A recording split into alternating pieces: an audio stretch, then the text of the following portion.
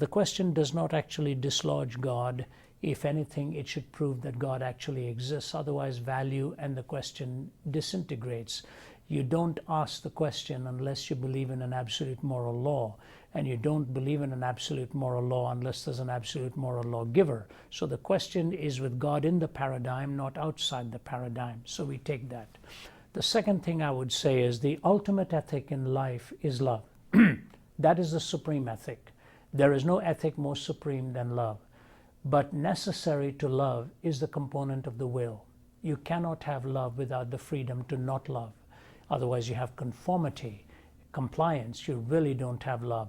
So if love is a supreme ethic and the freedom of will is indispensable to love, and the question must keep God in the paradigm, then what I would say is the greatest gift of God is the gift of the freedom of our will in order that we can love.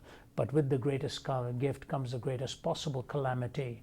When you violate that love, the entailments actually follow. And so both good is real and evil is real.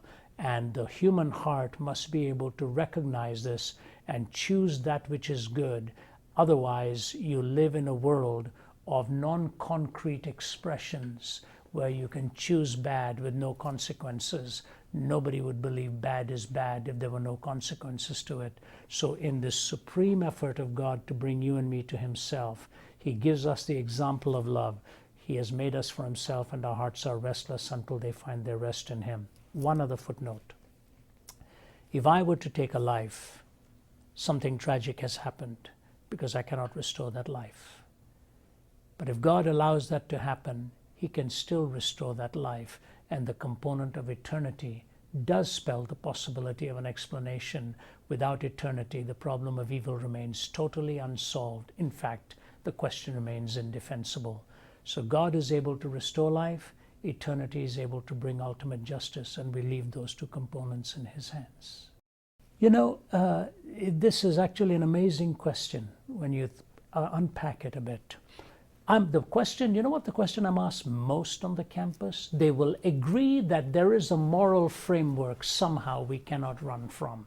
They will grant you that. Even an atheist will say, why can't I be good? I said, I never said you can't be good. I said, but you're begging the question, what is good? And I said, there's a second question you have not even asked, which is implicit in your question, that every time we raise the problem of evil, it is either raised by a person or about persons.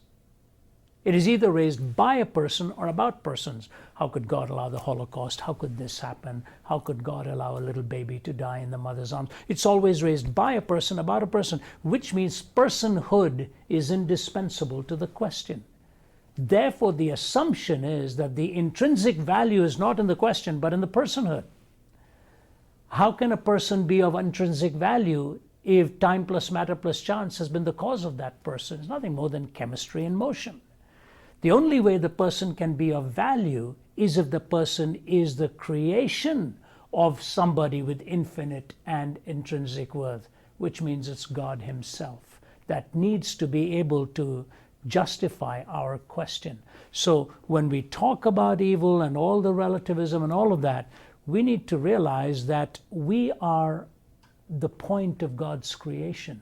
This is not to build pride. This is to build worth. This is to build value. So as Christians and as believers, when atheists raise the questions and present challenges to us, we need to realize they're actually arguing against themselves.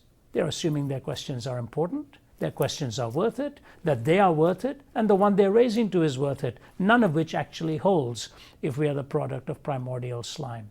So the atheist raising the questions ultimately actually argues more for the existence than the non-existence of God.